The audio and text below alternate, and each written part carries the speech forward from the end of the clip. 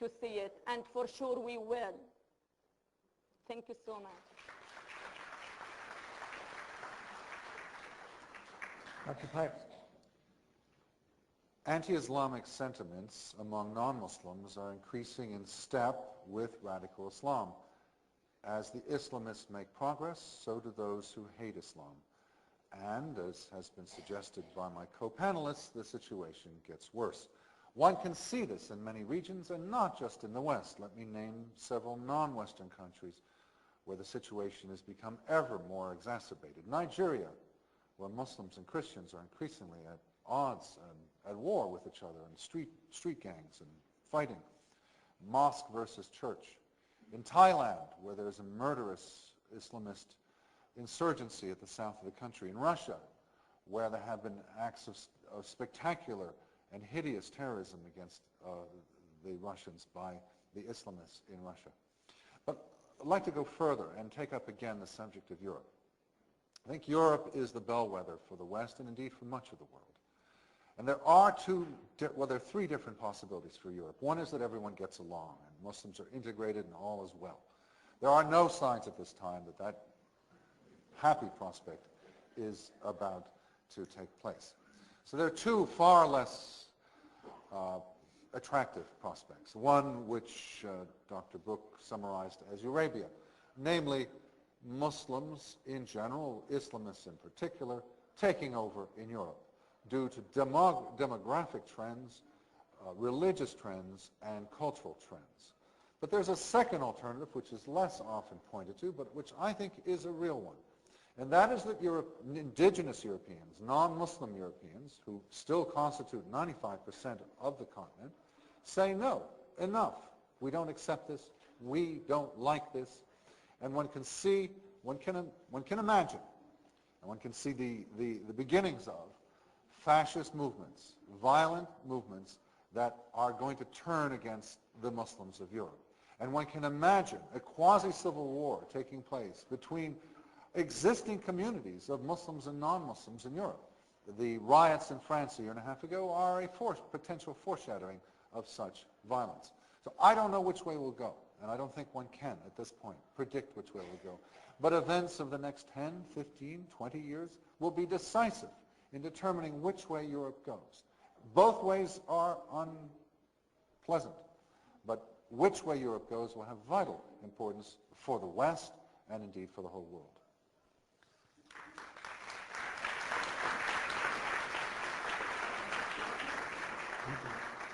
So shall we go to the questions?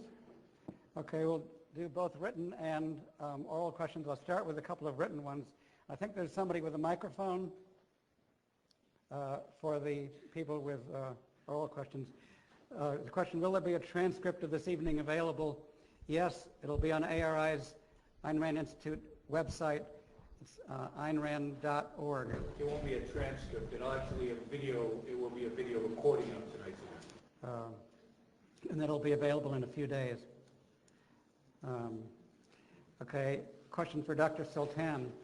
Please talk about Islam in relation to women's rights. You know, we all know that women in Islamic country are treated as second-class citizen. I can tell you a little story just to give you some idea how it works in our Islamic country. My husband came to this country 8 months before I came, and when I decided to leave, I went to the passport department to issue passports for my children. The officer said, you cannot do that. I said, why? He said, your husband has to be here. I said, but I am their mom. He said, still, you have no right to issue passports for them. I said, I am a well-known doctor in this city. He said, I don't care. Then he felt very sorry because I said, please, my husband in America and we need to leave the country. He said, okay, go bring me any man who share your husband's last name. And if he can give you the permission to do it, my husband is from different city and his city is far away. Anyway, to make the story short, I heard him one time telling me about his cousin. He's always drunk, 24/7. I went to his house. His wife said, okay, talk to him. Give him some money. You know, I gave him 50 Syrian pound, which is $1. I took him with me and I said, just please say yes, yes. He went, the officer even didn't ask him. He looked at his ID. He shared the same last name with my husband, so he gave me my children passports. Just, you know, I'm telling this story just so you can have some ideas how things, you know, how women are mistreated, insulted, disrespected in the Islamic world. It doesn't matter if you're a medical doctor or just housekeeper. Thank you so much. All right, I'll take a question from the floor. Before we start oral questions, the question period is not for speeches. If you start giving a speech, you will be cut off. So this is only a question period. So let's start with the first gentleman. If you want to address it to a particular person or to the panel at large, feel free. Yeah, I'd like to, is this working? I don't know if it's hooked up. You can test. Yeah, Mr. Pipes and Mr. Brook, right? You know, how could you stand up here and be such blatant propagandists? If you read the Robert Pape book, the esteemed political scientist from the University of Chicago, where John Mearsheimer is based with the Mearsheimer wallpaper on the Israeli lobby that came out. No, I'm not going to be cut off here. Let's talk about the Dying to Win book, where Robert Pape, he's a consultant for the U.S. Air Force. He's hardly considered a leftist. I'm going to ask it. Please. Let's have an academic discussion here. We've had enough. Please ask the question. Let the moderator deal with this. We're not getting into it. The whole audience. Please ask the question. We've heard Israeli propaganda from the Likud side for about an hour Please here. ask So the question, let's. I'm a moderate Republican, about as secular as it gets. So let's start talking research and documentation. First of all, we'll start with Dr. Pape's book, The Dying to Win. Do you know what it says, Mr. Brook? Dr.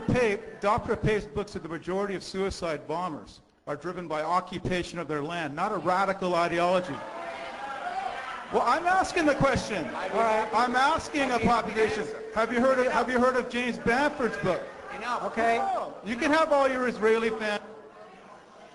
I got the question. We've got the question. We've got the question. Please let him answer. Look at. We've got the question. Let him answer. I got.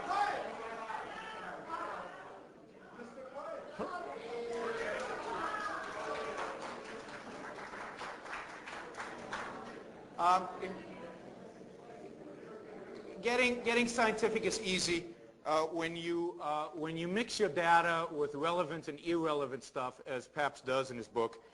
For example, mixing suicide bombers in Sri Lanka with suicide bombers in the Palestinian Authority, you get wrong results. The motivation of the suicide bombers, no. This is not a debate. You asked a question. I'm in.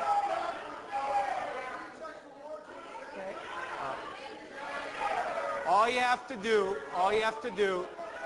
Please escort the gentleman from the room. You're disrupting the question period. All you have to do is ask.